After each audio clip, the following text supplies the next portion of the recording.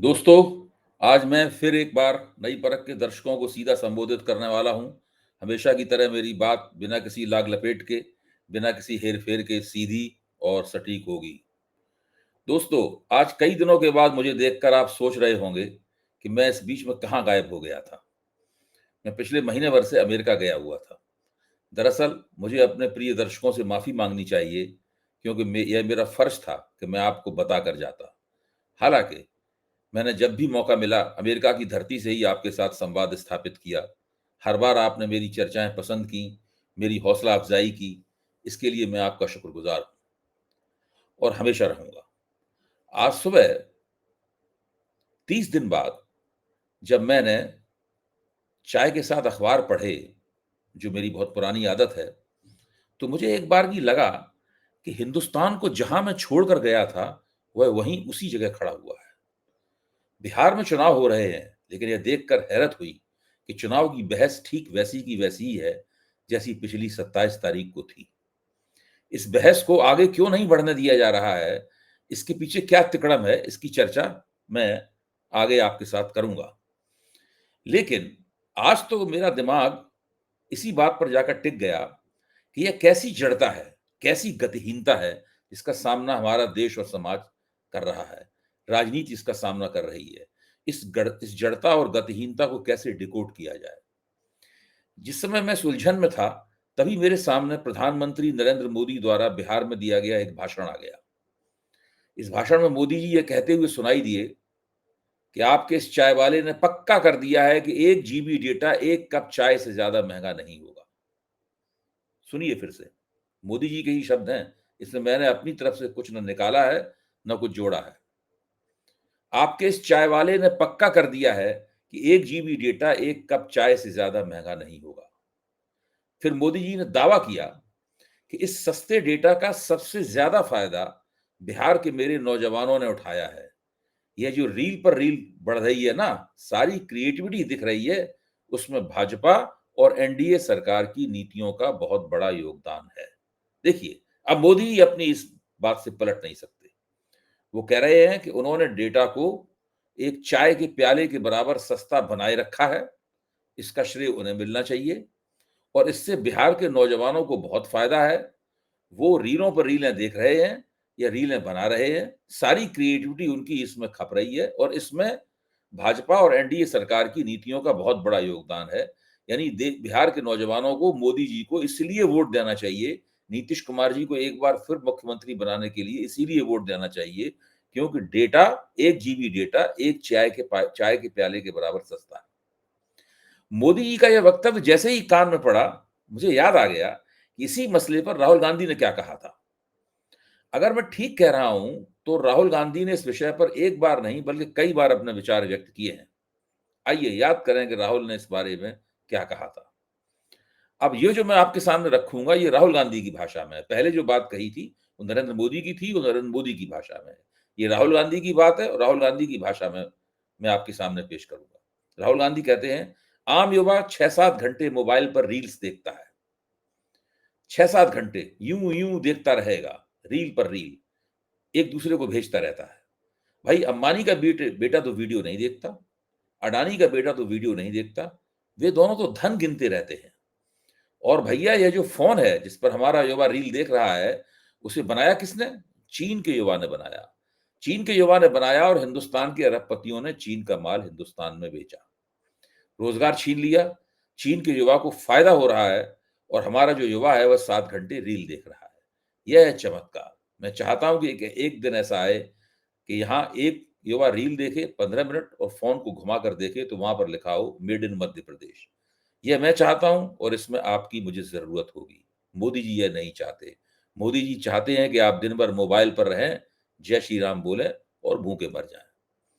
दोस्तों, मैंने आपके सामने दोनों वक्तव्य रख दिए हैं।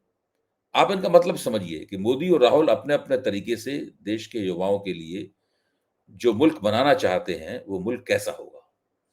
इन दोनों वक्तव्यों की तुलना करके मैंने जो समझा है, उस तक आप भी पहुँच सकते हैं।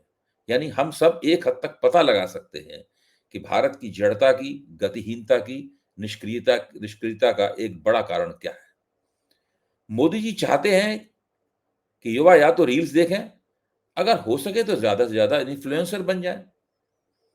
लाखों-लाखों, करोड़ों युवकाओं में कुछ लोग युवकों में युवतियों में कुछ लोगों को इन्फ्लुएंसर बनने का मौका भी मिलता है।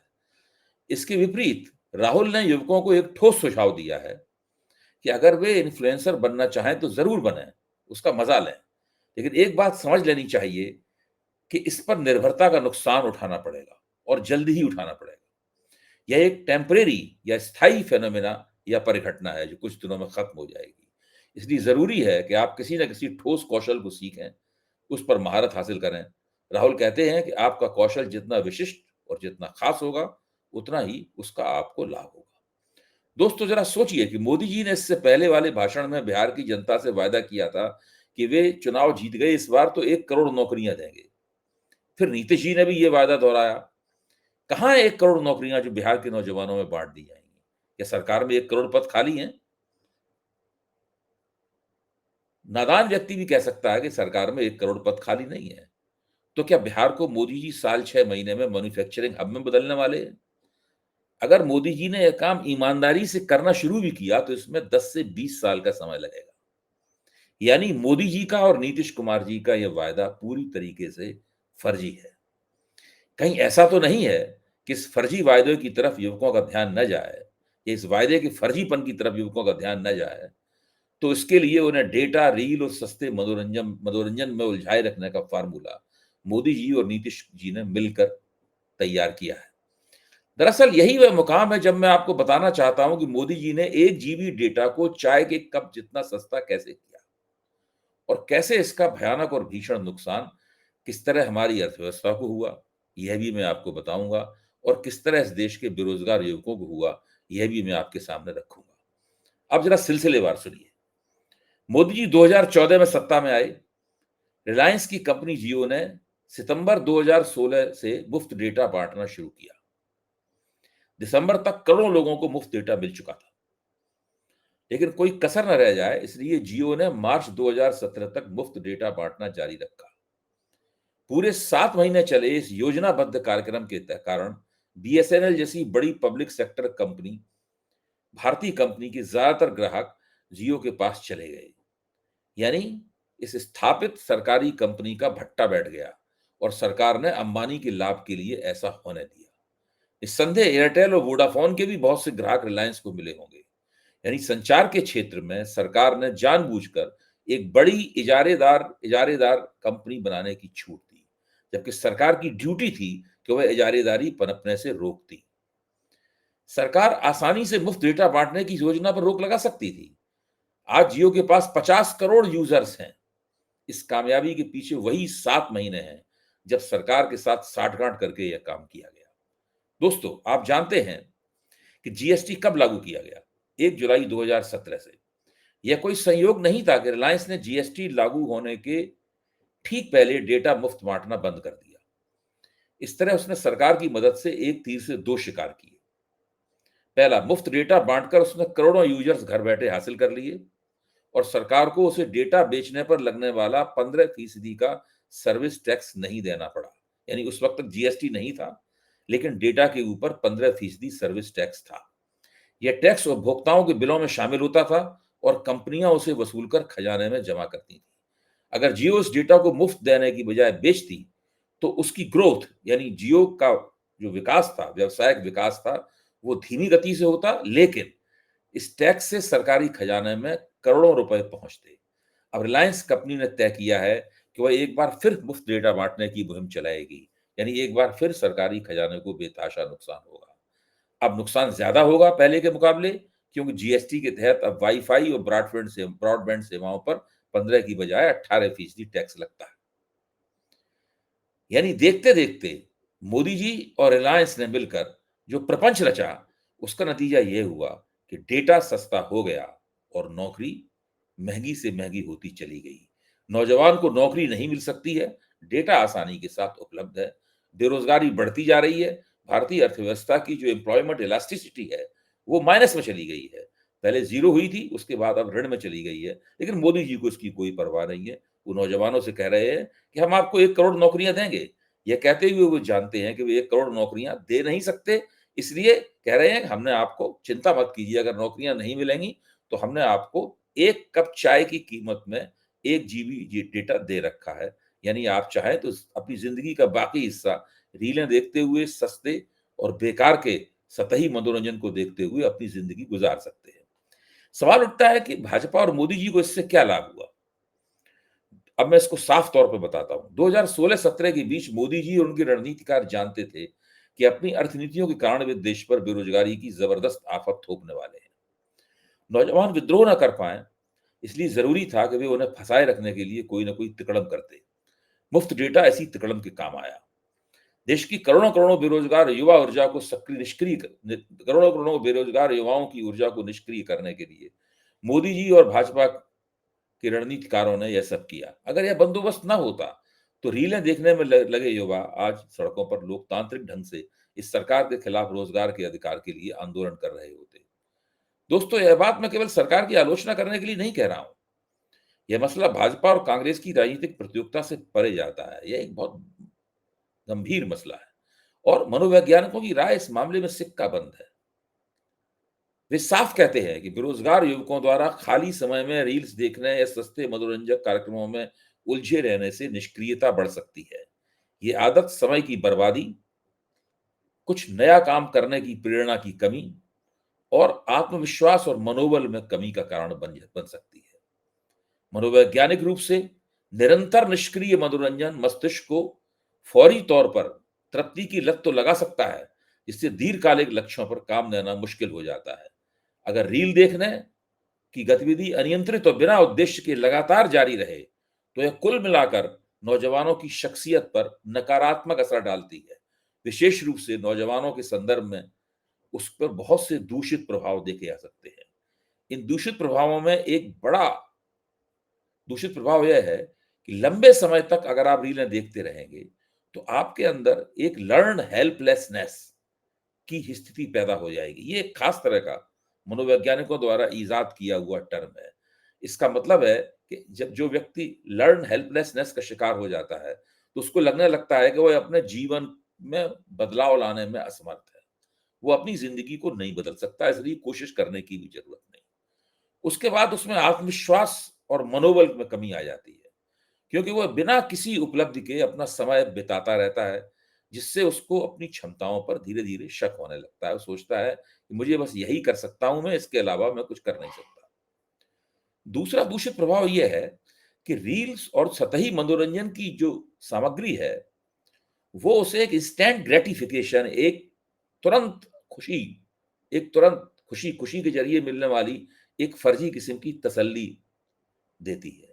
इससे क्या होता है कि उसकी बॉडी में डोपामाइन नाम नाम नाम का एक केमिकल स्वाभाविक रूप से रिलीज़ होता है। ये एक बहुत मैं एक वैज्ञानिक बात बता रहा हूँ आपको। डोपामाइन नाम का केमिकल रिलीज़ होता है। ये इस डोपामाइन के लगातार रिलीज़ होने से होता है कि नौजवानों का दिमाग इस तरह की गतिविधियों का आदी हो जाता है। इसके प्रभाव में वो अपनी ज़िंदगी के जो दीर्घकालीन लक्ष्य हैं, जो दूरगामी उसके निशाने हैं, जैसे कि करियर ठीक करना है, शिक्षा करनी है, अगर एक क्षेत्र में नौकरी नहीं मिल रही है, किसी दूसरे क्षेत्र में के लिए ट्रेनिंग लेनी है, उस पर ध्यान देना बंद कर देते हैं। वो कठिन कार्यों से बचने की कोशिश करने लगता है।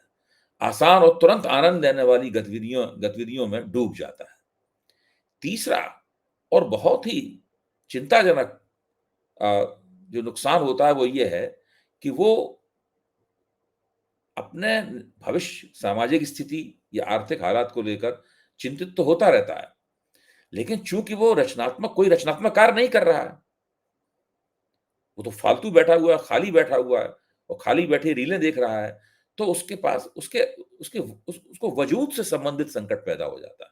उसको लगता है कि उसका वजूद ही उसकी उद्देश्यहीनता के कारण, उसके पास ज़िंदगी में कोई मकसद नहीं है, इसलिए उसका वजूद ही संकटग्रस्त हो गया है। फिर वो दूसरे व्यक्तियों से अपनी सामाजिक रूप से तुलना करता है। इस चक्कर में उसके अंदर इन्फीरियरिटी कॉम्प्लेक्स यानी एहसास कमतरी, अपने आप को कमतर मानने का एहसास पैदा हो जाता है, जिससे डिप्रेशन में चला जाता है, अवसाद बढ़ने लगता है।